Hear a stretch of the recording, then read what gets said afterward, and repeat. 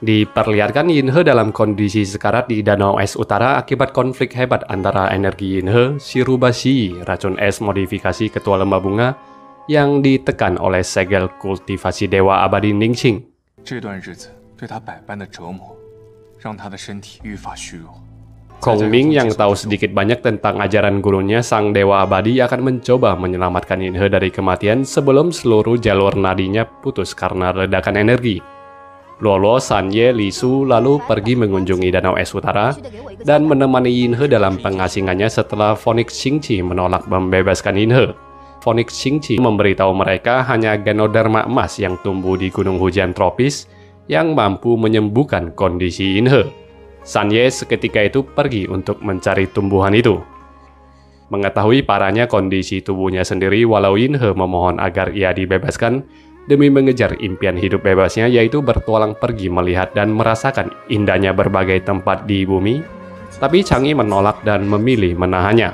Yinhe kini merasakan apa artinya ikatan cinta dalam sisi negatif tanpa mengetahui niat Chang'e yang sungguh-sungguh ingin merawat dan menyelamatkan Yinhe dari kematian.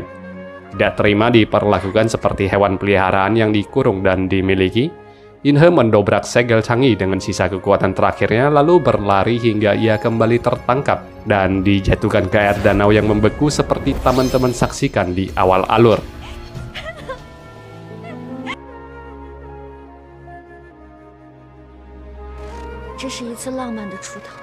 Sekuat apapun Yinhe memberontak, dirinya tidak berdaya di hadapan Chang'e yang menuntunnya kembali ke pondok.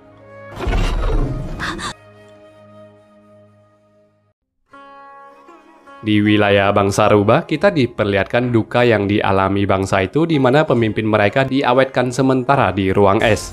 Tindakan ini terpaksa dilakukan demi menunggu kebangkitan si pemimpin bila dirinya berhasil pulih suatu hari nanti.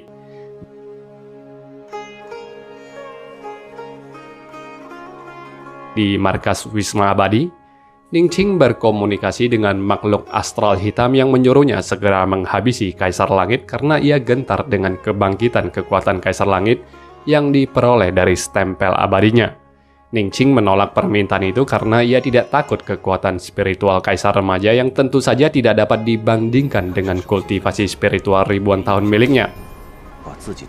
Di Istana Langit, Ratu Peri menyalahkan adik angkatnya Kaisar Langit akibat pembiaran yang dilakukan adiknya atas wajahnya yang kini cacat akibat Yinhe. Kaisar Langit Remaja ini walau mengetahui kakaknya bersalah tetap saja tidak dapat menyembunyikan rasa simpati dan bersalahnya pada diri si kakak, lalu beranjak pergi dari sana. Terbakar dendam membara, Ratu Peri turun ke bumi lalu melampiaskan amarahnya pada Houqing yang gagal menyelamatkannya serta memerintahkan ketua lembah bunga ini agar segera menyerang wilayah Es Utara. Demi menyelamatkan hidup guru spiritual lembah bunga, Houqing menyanggupi permintaan Ratu Peri yang kejam.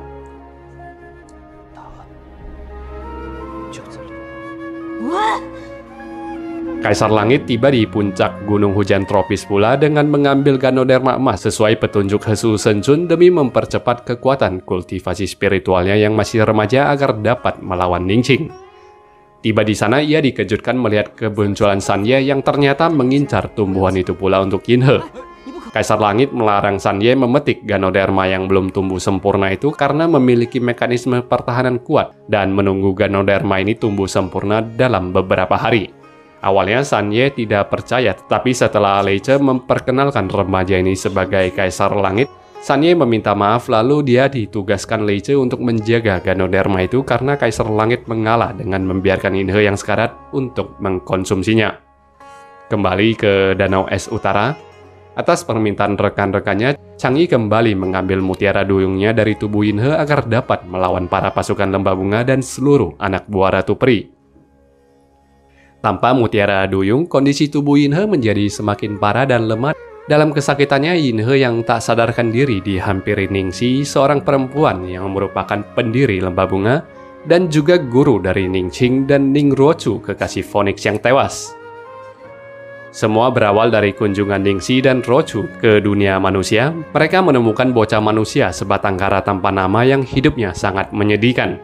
Bersimpati melihat keadaan Ningxing, Ningxi lalu mengangkatnya sebagai murid yang membawanya ke alam makhluk abadi dan memberikannya nama Ningxing. Di sana ia mengajarkan ilmu pedang spiritual pada Ruo Chu yang pemberani dan ilmu segel spiritual pada Ning Qing yang penyabar. Setelah kedua pria ini dewasa, terjadi perebutan kekuasaan antara Ning Qing dan Ruo Chu yang menyebabkan perang besar antara guru spiritual di bumi, umat manusia yang diwakili para tetua guru spiritual berilmu tinggi, dipimpin oleh nenek moyang Changlan menyalahkan Ningxi atas kesalahan dalam mendidik dua orang ini. Dalam persetujuan langit, mereka lalu menghukumnya dan menghilangkan separuh kekuatan serta mengusirnya sebagai pendidik lembah bunga. Semua catatan mengenai keberadaan Ningxi dihapuskan, tapi ada satu yang setia pada Ningxi, yaitu Ningxing yang ikut pergi dari sana menemani Ningxi. Dalam pengasingan, Ningxi selama ini memimpin manusia melawan pengaruh buruk dan jahat menjadi target roh jahat di dunia manusia. Walau begitu, Ningxi dalam pengasingannya tetap mengajarkan para siluman dan manusia agar berbuat baik. Disinilah ia mengajari Qingxi Phoenix abadi yang menjadi adik perguruan Ningxing. Cemas akan perbuatan nekat sang guru yang tidak henti memberikan pelajaran moral kebaikan, Ningxing memohon bantuan agar mereka berdua tidak menjadi sasaran empuk para makhluk jahat, tapi permohonannya dianggap angin lalu. Tidak lama setelahnya, ia dikeroyok oleh ribuan roh jahat dan tewas disaksikan Ningxing yang merasa sangat murka akan kemunafikan Dewan Tetua Lebah Bunga. Setelah itu, Ningxing berubah menjadi buas dan berjanji membalas dendam. Ia memberitahu Lembah Bunga tentang kematian guru besar mereka. Ningxi sembari berlutut selama 3 hari memohon agar dapat kembali ke perguruan. Bersimpati atas sikapnya, Lembah Bunga menerima Ningxing kembali, tapi setelahnya Ningxing membuat plot untuk menjebak Ruo Chu. Ia yang tahu bahwa Ruo Chu menjalin kasih dengan Phoenix Qingxi mengajari Ruo Chu segel formasi 10 arah, serta memberitahu Ruo Chu bahwa manusia, terutama Dewan Guru Spiritual, yaitu para nenek moyang Changlan, tidak suka melihat Ruo Chu berduaan dengan seekor makhluk abadi dan menjadi contoh buruk bagi umat manusia. Termakan ucapan Ningxing, Ruo Chu lalu menyegel Phoenix, tapi sebelum Ruo Chu pergi menemani kekasihnya ke dalam segel, Ningxing muncul dan membunuh Ruo Chu dalam satu serangan fatal. Di atas puncak gunung hutan tropis, Sanye berhasil menjaga Ganoderma emas hingga tumbuh dewasa. Lalu dengan izin Kaisar Langit, ia dan Li Su segera bergegas untuk kembali ke daratan es utara.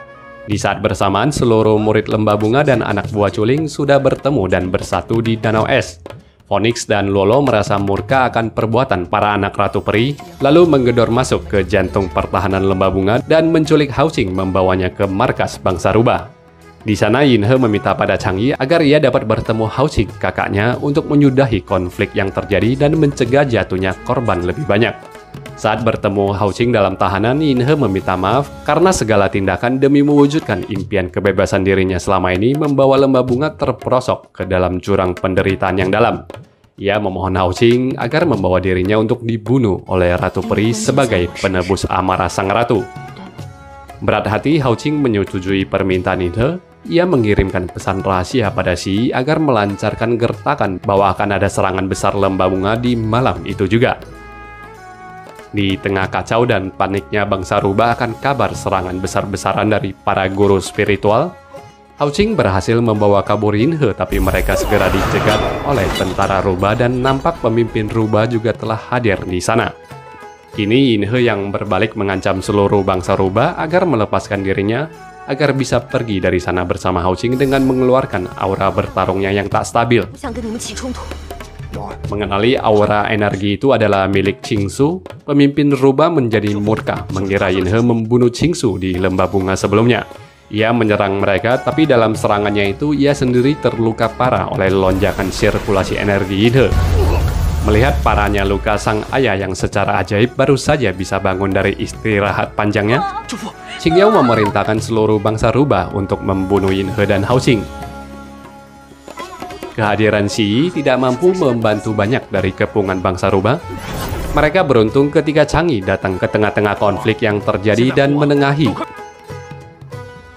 Hao Qing dan Xi dibawa kembali ke penjara sementara Yin He dikurung dalam segel yang semakin diperketat. Tewasnya Raja Rubah membuat seluruh bangsa ini murka dan bersiap untuk menyerang Lembah Bunga.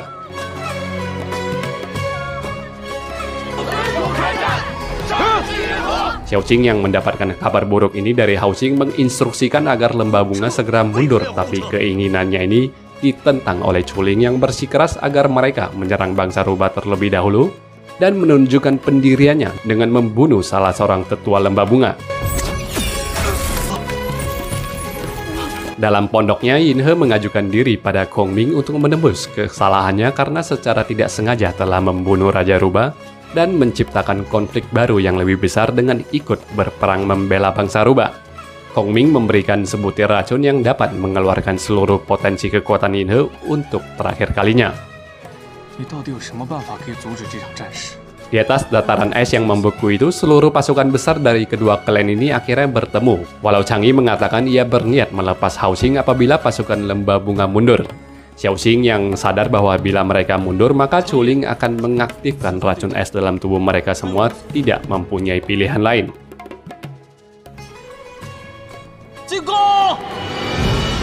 Tepat sebelum peperangan pecah, Yinhe yang kini nampak sudah pulih dari kondisinya mencegah bentrokan perang dengan muncul di tengah-tengah mereka. Ia menyatakan keras bahwa perjuangan mereka semua di sana adalah demi kebebasan atas ancaman dan teror racun es dari guru abadi Ningqing. Xingyao yang juga baru kehilangan ayahnya juga menambahkan bahwa ia tidak menyalahkan Yinhe, tapi semua kejadian ini disebabkan oleh guru abadi dan bangsa rubah siap berperang hingga titik darah penghabisan dengan Wisma Abadi. Yinhe mengajak murid-murid lembah bunga untuk membentuk aliansi dengan bangsa rubah demi melawan Wisma Abadi. Xiaoxing yang mengenal karakter Yinhe lalu membelot dari Ratu Peri, mengatakan mereka akan membentuk aliansi dengan bangsa rubah.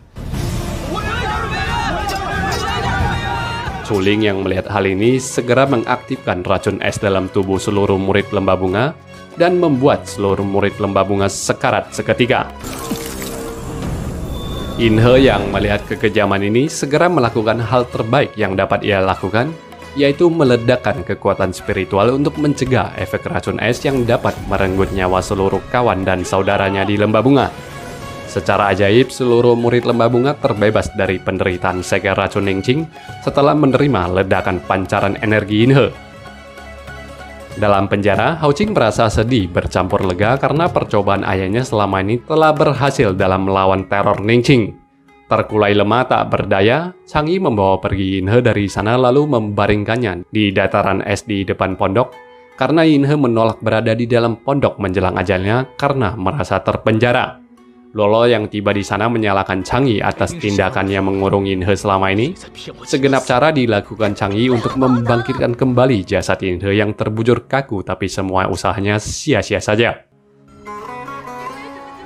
Yang tersisa hanyalah jatuhnya butiran mutiara dan cucuran air mata si duyung. Menyesali keegoisannya dalam mencintai Yinhe, pujian hatinya dengan mengurung Yinhe hanya untuk dirinya sendiri, tanpa memberikan sedikit pun celah bagi Yinhe menikmati waktu dan keinginannya sendiri. Kaisar Langit yang melihat peristiwa memilukan yang terjadi di dunia manusia ini lalu turun ke Wisma Abadi dan menghukum Chuling dengan sambaran petir. Tidak cukup ia membawa kakaknya ke kediaman Dewa Bintang, menjegelnya kemudian membuangnya ke tempat jauh agar kakaknya ini dapat merenungkan setiap tindakan buruk yang telah diambil.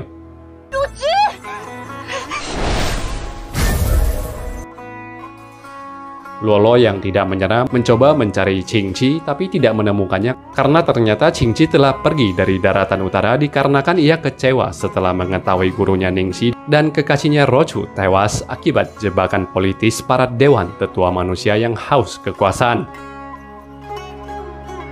Semua hal ini membuat Luolo semakin tenggelam dalam kepedihan. Sanye yang tiba di sana setelah berpacu dengan waktu membawa Ganoderma emas juga segera jatuh dalam kesedihan yang sama setelah mengetahui semua usahanya ini sangat terlambat. Kaisar Langit lalu turun ke dataran utara dan bertemu Raja Laut Timur untuk menenangkan situasi tapi tidak berhasil. Permintaan maaf Kaisar Langit atas semua perbuatan kakaknya dan guru abadi ditolak Chang'e si Raja Laut Timur.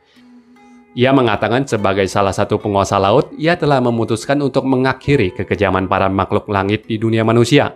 Tapi mereka setuju bahwa otak dari semua perbuatan keji ini hanya dilakukan oleh satu orang saja, bukan perang antara alam laut dan langit, dan Kaisar Langit sendiri juga akan menghukum guru abadi.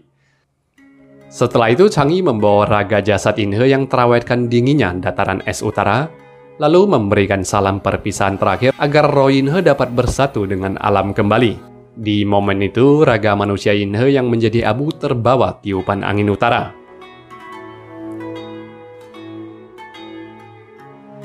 Di dalam markas, Qing Yao melepaskan Hao Qing dan Xi Yi karena kedua klan mereka kini telah menjadi aliansi untuk melawan Wisma Abadi. Sekeluarnya, Hao Qing mengatakan pada seluruh tetua dan Xi Yi bahwa mereka harus mengerahkan seluruh kekuatan terbaik mereka untuk mencari cara agar dapat menghapus racun es terkutuk yang masih tertanam dalam tubuh mereka. Dalam perjalanan pulang, Hao Qing merapal sebuah teknik pelacak pencari roh, lalu bersama Xi Yi ia menembus lebatnya hutan tundra utara hingga berhasil menemukan seekor rubah betina. Rubah ini adalah Yin He yang telah kehilangan raga manusianya dan berubah menjadi hewan rubah. Hao Qing kemudian membawa Yin He dalam wujud hewan ini ke lembah bunga. Di sana ia menyegel rumah Yin He agar energi spiritual Qing Su di dalam diri Yin He tidak terlacak. Kemudian ia mengarahkan seluruh kemampuannya membantu Yin He melakukan kultivasi spiritual agar Yin He dapat membangkitkan wujud manusianya. Sayang energi kultivasi spiritual dari Hao Qing tidak cukup besar, walau berwujud manusia tapi Yin He hanya dapat tumbuh menjadi sosok anak kecil dan seluruh ingatan dirinya telah terhapus walau dalam genggamannya ada sebutir air mata duyung. Sosok astral hitam yang berkomunikasi dengan Ning Qing merasa kecewa atas tindakan acuh tak acuh dari Ning Qing terhadap setiap sarannya, lalu mulai bergerak sendiri. Ia merasuki Ratu Peri dalam pengasingannya, lalu nampak bahwa sosok ini memiliki teknik kemampuan yang sama seperti Ning Qing, yaitu dapat menyerap energi spiritual lawannya. Beberapa hari kemudian, Kaisar Langit turun ke markas bangsa rubah, dan Kong Ming memperlihatkan beberapa naskah kuno yang dapat mengungkap kelemahan guru abadi. Setelahnya, Kaisar Langit, San Ye, dan Li Su pergi ke Gunung Kura-Kura yang merupakan tempat di mana Ning Qing muda menyempurnakan teknik segelnya. Ketika mereka berhasil menerobos segel yang dipasang Ning Qing dan memasuki gunung, seketika itu pula Ning Qing di alam abadi merasakan adanya ancaman dan menyegel mereka semua di dalam gunung tersebut dari luar dengan teknik segel terkuat yang ia miliki. Selama beberapa tahun di alam dunia, mereka semua mencoba mengungkap rahasia kelemahan guru abadi yang tampak seperti tak terkalahkan. Di dalam segel, Kaisar Langit di dalam segelnya dihampiri Dewa Air dalam bentuk astralnya. Ia diberitahu bahwa Ning Qing berada dalam pengaruh Cuyan Raja Siluman yang menghampiri Ning Qing muda dalam keadaan rapuhnya setelah kematian Ning Xi dan menjanjikan Ning Qing kekuatan spiritual besar. Terungkaplah sosok di balik makhluk astral berwarna hitam yang selama ini berkomunikasi dengan Ning Qing.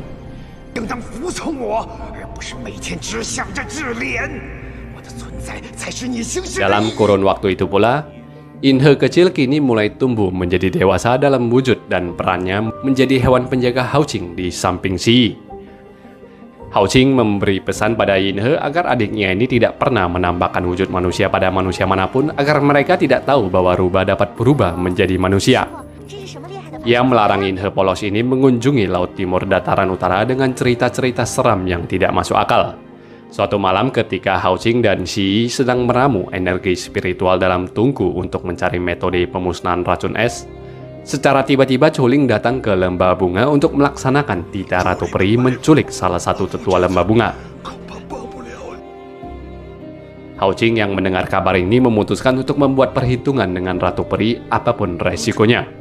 Ia mengunjungi Yin He lalu menyuruhnya agar segera meninggalkan lembah bunga mencari kebebasan yang selama ini rubah ini idam-idamkan, yaitu berada di alam bebas, sembari mengingatkannya akan beberapa larangan yang ia sebutkan sebelumnya.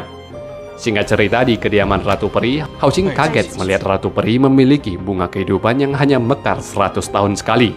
Ia mengutarakan niatnya dengan menggunakan bunga ini sebagai bahan risetnya untuk memperkuat tenaga dalam guru spiritual lembah bunga dan menyembunyikan maksud sebenarnya di mana untuk membebaskan murid lembah bunga dari racun es tentunya. Ratu Peri malah memberikan tawaran sulit, yaitu memilih salah satu di antara bunga kehidupan atau nyawa tetua lembah bunga. Hao Qing memilih menyelamatkan nyawa tetua lembah bunga, tapi Xi Yi menolak dan mengambil bunga itu. Hao Qing berpura-pura marah dan menampar Xi Yi, lalu berdua mereka menukar bunga itu dengan bunga yang palsu, lalu Hao Qing menghancurkan bunga palsu itu.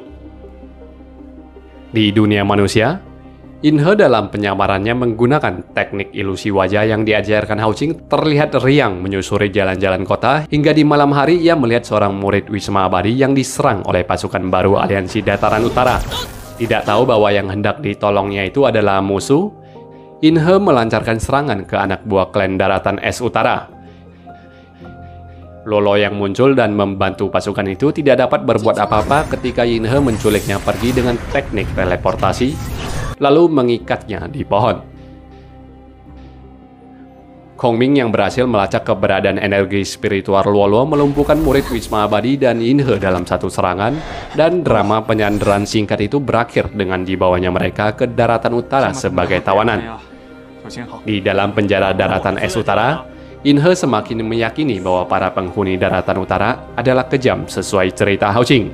Ia dan 3 teman barunya ini yaitu murid Istana Abadi, murid Chuling bekerja sama untuk menyelinap kabur dari sana. Rencana mereka berhasil, namun dalam pelarian itu mereka berpisah setelah pelarian mereka dihadang oleh badai salju yang sangat tebal yang membuat mereka kehilangan orientasi. Secara aneh, mutiara di kalung Inhe berpendar menunjukkan arah kepadanya.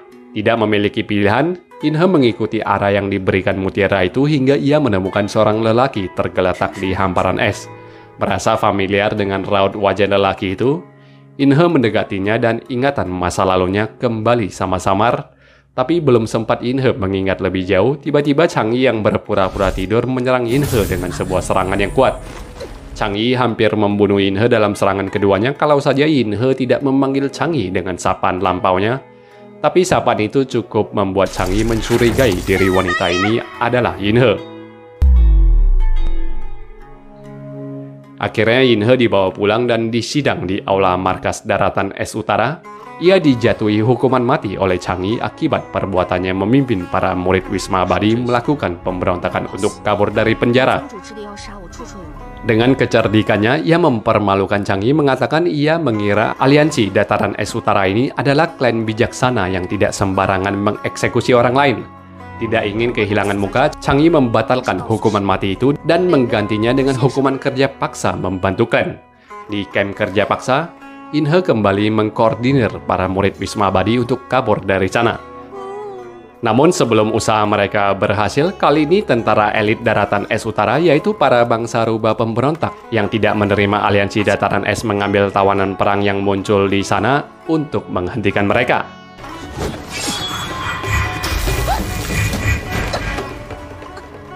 Mereka ini adalah kelompok rubah ganas yang menginginkan agar semua musuh dibunuh saja di medan perang atau dimanapun. Karena mereka sangat marah atas kematian pemimpin mereka dan sedang berseteru paham dengan Chang'e.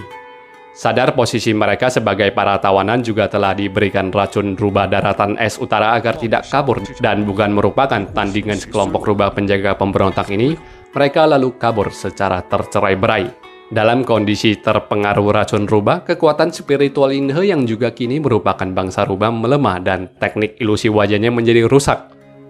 Chang'e yang merasakan fluktuasi energi di wilayah mereka muncul.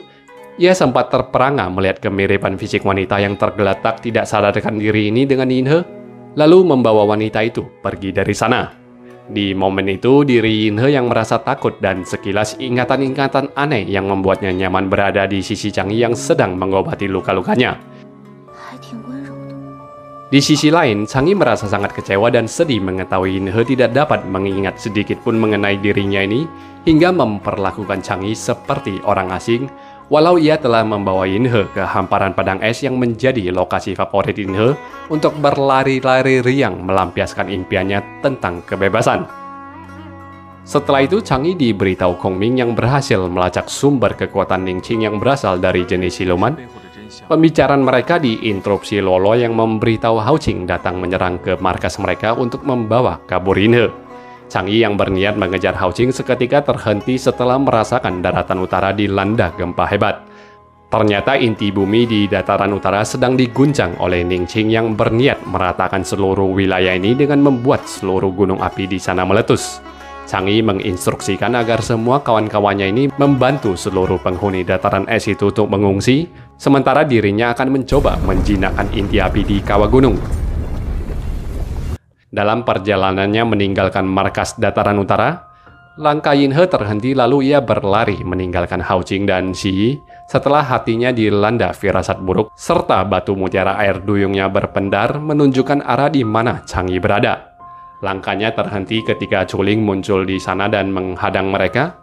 Tidak ingin kebangkitan adiknya ini diketahui lebih banyak orang, Hao Qing dan Xi Yi memutuskan melenyapkan Chuling dengan bertarung hingga mati. Di dalam kawah, Chang Yi mengerahkan seluruh kemampuan spiritual airnya guna memadamkan panasnya api dari inti bumi yang bergolak. Yin He yang tiba di sana segera membantu Chang Yi. Dikala mengerahkan seluruh tenaga spiritualnya, mutiara merah yang dikenakan Yin He hancur, kemudian rajutan memori yang tersimpan dalam kepingan-kepingan mutiara spiritual itu diserap dan membuat Yin He tersadar akan masa lalunya. Lalu secara bersama-sama mereka berhasil memadamkan gejolak inti api bawah tanah tersebut. Di kaki bukit, Chuling yang terdesak mencoba kabur namun akhirnya ia tewas di tangan Hao Qing dan Xi Yi. Yin He menderita luka dalam yang cukup parah akibat tindakannya di kawah gunung dataran utara ini, lalu jatuh tak sadarkan diri. Di aula, Chang Yi memberitahu Hao Qing agar tidak perlu meneruskan riset mereka dalam mencari penawar racun es Ningxing karena inti kekuatan racun itu adalah kekuatan gelap yang tidak bisa dihilangkan oleh ramuan obat. Pengaruh racun ini hanya akan hilang bila kekuatan gelap Cuyan disegel dari alam manusia. Sepulangnya dari markas dataran utara, Qingqi muncul dan mengajak Hao Qing untuk melakukan penyerangan terencana pada Ningxing. Beberapa hari setelahnya, Qingqi kembali melakukan duel dengan Ningxing untuk membalas kematian Rochu. Sementara Hao Qing melacak sumber energi kegelapan Cuyan yang ada di lukisan di kamar Ningxing lalu memusnahkannya. Tapi semua usaha mereka berubah menjadi sia-sia karena Ningxing telah memindahkan kekuatan yang diberikan Cuyan itu ke dalam cincin yang dikenakannya, lalu mengalahkan Qingqi dengan 2 serangan telak.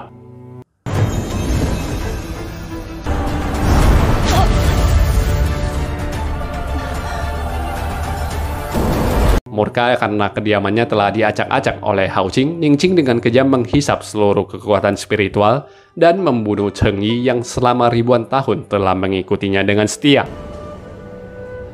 Dalam keterpurukannya seusai dikalahkan telak oleh Ningxing, Qingqi dihampiri oleh Cuyan dan dijanjikan kekuatan besar oleh Raja Siluman yang dikecewakan oleh ambisi pribadi Ningxing. Terbakar dendam kesumannya, Qingqi lalu melepaskan inti spiritualnya untuk dicemari oleh kekuatan gelap Raja Siluman. Tapi semua ini adalah rencana Qingqi. Dengan segera ia meledakkan inti spiritualnya untuk melenyamkan sebagian besar kekuatan gelap di alam manusia. Lalu Phoenix ini pun tewas dan meninggalkan alam manusia untuk berubah menjadi telur di alam abadi. Dengan sedikit sisa kekuatan astral miliknya yang sangat besar, Ningxi berhasil memulihkan kekuatan spiritual Yin He, kemudian gadis ini pergi ke Wisma Abadi dan menantang Ningxing untuk bertarung. Ketika Ningxing mendekat dan melayani tantangan gadis itu, secara tiba-tiba Chang Yi muncul dan membuka serangan yang menewaskan seluruh murid Wisma Abadi, dan dengan segera Ningxi membuka segel yang mengunci raga Ningxing dan masuk ke dalam alam bawah sadar Ningxing. Di alam bawah sadarnya, Ningxi mencoba menyadarkan Ningxing dari ketersesatannya selama ini yang telah memakan banyak korban makhluk abadi maupun manusia.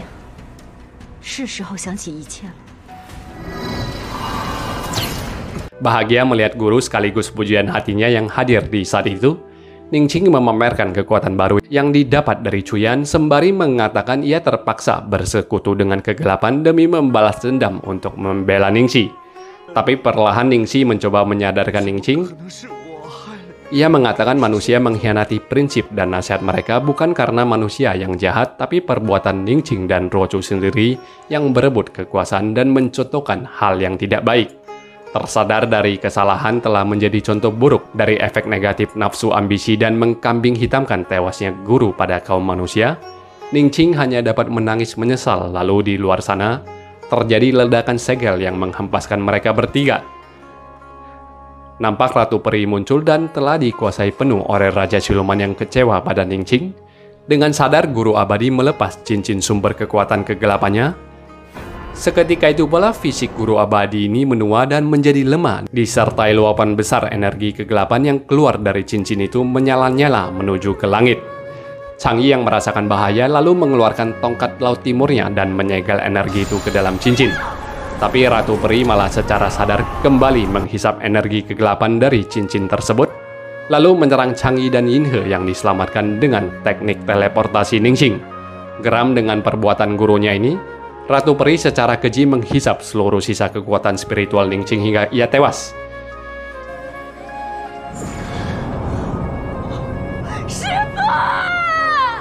Di markas dataran utara, kini Chang'e sendiri yang dalam kondisi kritis walau terlihat baik-baik saja karena ia menyerap seluruh efek negatif energi kegelapan, yaitu racun es ketika menarik dan menyegel kekuatan tersebut.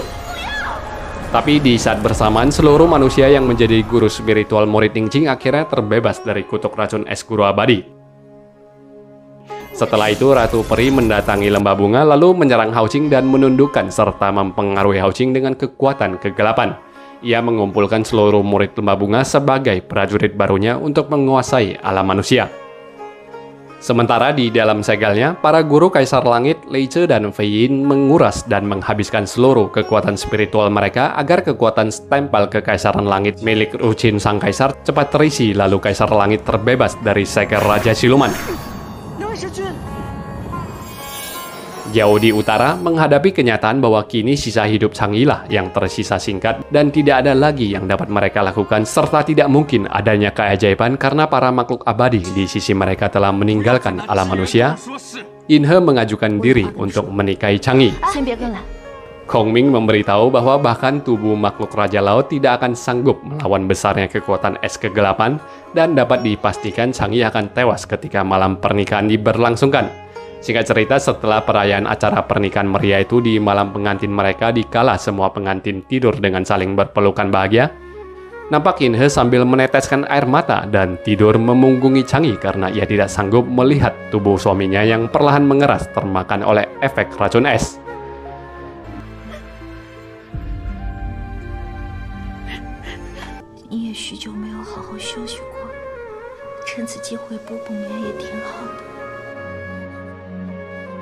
Pagi harinya, Kaisar Langit yang telah bebas menghampiri mereka di dataran utara mengatakan bahwa stempel Kekaisaran Langit belum sepenuhnya terisi, yang artinya Kaisar Langit akan kalah dalam pertarungan melawan Chuyan, Raja Siluman. Dan hanya kekuatan besar energi api suci abadi di langit yang mampu mengisi kapasitas stempel yang luar biasa banyaknya, terlebih inti api abadi juga hanya dapat dinyalakan oleh mantan-mantan pejabat kepercayaan Kaisar Langit sebelumnya. Mendengar hal ini, Li Su yang merupakan pangeran keturunan langsung dari Raja Kucing Gunung Spesies penjaga rejeki dari Kekaisaran Langit dan anak buah yang loyal dari Kaisar Langit sebelumnya, memutuskan menyalakan api abadi langit itu dengan mengorbankan nyawanya sendiri. Ia membakar inti spiritualnya sendiri dari puncak gunung hingga habis diiringi tangisannya yang kembali kehilangan Li Su, dan kali ini untuk selamanya. Kaisar Langit lalu berjanji untuk menggunakan stempel yang telah terisi energi dengan penuh ini demi melindungi keselamatan seluruh manusia dan makhluk abadi. Perang besar terjadi pada keesokan harinya di hamparan padang es.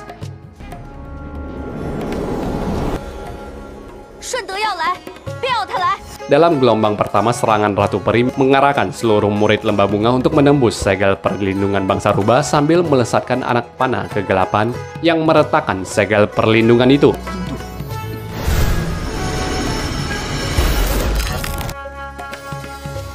Gelombang kedua yang merupakan pasukan lembah abadi pun dikirim untuk merangsek masuk. Pasukan-pasukan Ratu Peri ini bukanlah pasukan biasa karena mereka bukan lagi manusia atau makhluk abadi biasa, tapi makhluk yang terisi energi kegelapan. Terlihat Kongming yang kewalahan menghadapi Chang'e, adik seperguruannya, hingga Luolo terpaksa rela dirinya menerima tusukan pedang Chang'e demi melindungi Kongming. Yinhe yang geram dengan kekejaman Ratu Peri lalu melesat dan mengajak Ratu Peri untuk berduel. Dalam waktu singkat, Yinhe dikalahkan oleh Ratu Peri yang mengeluarkan lonceng emas kegelapan yang dentingnya dapat melenakan setiap manusia, tapi tiba-tiba sebuah serangan kuat dan telak menghempaskan Ratu Peri, dan terlihat pemilik serangan itu adalah Chang'e. Ternyata Chang'e berhasil diselamatkan setelah Kaisar Langit mengorbankan pertumbuhan kultivasi yang dapat membuatnya tumbuh dewasa dalam waktu singkat dengan tidak mengkonsumsi buah energi dari pohon suci Dewa Bintang tapi memberikannya pada Chang'e. Duel ini berlangsung cukup lama, Selama siang dan malam ribuan jurus telah dikerahkan oleh Chang'e dan Ninhe. Namun Ratu Peri belum juga terlihat tumbang hingga dalam satu kesempatan Ninhe berhasil merebut dan menghancurkan senjata lonceng Ratu Peri yang membuat kendali Ratu Peri atas semua pasukannya hilang. Kesal dengan perbuatan Ninhe, Ratu Peri menggerakkan Hao Qing yang ditundukkannya di awal tanpa menggunakan lonceng untuk menghabisi Kaisar Langit yang mendukung klan Daratan Utara dari belakang dengan mengarahkan energi stempel langit. Ninhe mencegah serangan Hao Qing dengan membuka segel perlindungan, lalu ia melindungi Kaisar dengan segelnya, menangkis serangan-serangan keras dan brutal dari Hao Qing yang berakibat Ninhe sendiri terluka parah. Terdesak dan tidak mempunyai pilihan, Ninhe lalu berduel dengan kakaknya itu hingga ia berhasil mengalahkan Hao Qing dalam pertarungan jarak dekat dan menusukkan pedangnya ke dada Hao Qing. Ninhe yang sedih melihat kakaknya yang akan menjemput ajal di bawah hunusan pedangnya dihibur oleh Hao Qing. Ia mengatakan adiknya ini tidak perlu bersedih karena kepergian dirinya merupakan sebuah kebahagiaan bagi para guru spiritual. Tidak sepantasnya Lembah Bunga memiliki pemimpin lemah seperti dirinya yang menjadi beban dan mudah sekali dikalahkan oleh para praktisi spiritual maupun pendekar lain. Di saat bersamaan, Chang'e berhasil menghempaskan Ratu Peri ke dalam segel yang dibuat Kaisar Langit menggunakan kekuatan sapuan ekornya yang semakin kuat setelah tubuhnya menerima kultivasi kekuatan langit dari pohon dewa. Ninhe kemudian ikut bergabung dengan Chang'e untuk menekan perlawanan Ratu Peri dari dalam segel. Akhirnya Ninhe meledakkan inti spiritual miliknya untuk mendesak Ratu Peri masuk ke jurang api abadi bumi, yaitu neraka. Ninhe juga harus mengorbankan raga makhluk abadinya yaitu Ruba untuk mengunci dan menjaga gerbang api abadi ini agar tidak terluka kembali dan meminta Chang'e memadamkan jilatan api neraka dengan kekuatan air yang Chang'e miliki. Dengan sedih dan berat hati, Chang'e menyirami jurang api abadi itu kekuatan air yang sangat besar dan seketika berubah menjadi es tebal. Di depan segel es pintu neraka itu, Kaisar Langit menasihati Raja Laut Timur agar setia menunggu kedatangan Ninhe kembali ke alam manusia. Setelah setengah milenia berlalu, nampak kini Hao Qing yang selamat walau kehilangan kedua kakinya dan duduk di kursi roda seperti sang ayah memimpin Lembah Bunga. Terlihat pula Sanye yang terharu dan berbahagia melihat Li Su telah bereinkarnasi menjadi murid spiritual baru dari klan kucing gunung yang bernama Li Su pula.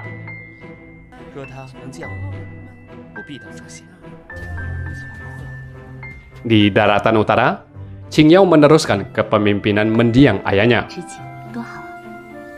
Di alam abadi, secara mengejutkan Kongming melepas status hidup selibatnya dengan menikahi Luoluo dan menggantikan Ningqing menjadi guru utama dari Wisma Abadi. Di bibir tebing di pinggiran wilayah kekuasaannya di Laut Timur, sang raja nampak berbahagia menggenggam jemari Ninhe yang secara kebetulan juga telah bereinkarnasi menjadi duyung. Dengan bahagia mereka melompat dari tebing, lalu berenang dan melompat keluar, memperlihatkan keindahan ekor mereka. Dan serial ini pun ditutup dengan happy ending, walau penantian happy-nya bagi para karakter dalam serial ini mungkin terasa cukup lama. Serial ini layak untuk ditonton ya teman-teman, karena alur yang Mimin bawakan di sini tidak mampu menceritakan keseluruhan plot cerita secara utuh. Berikan tanggapan kalian yang telah menonton serial ini di kolom komentar. Bye-bye.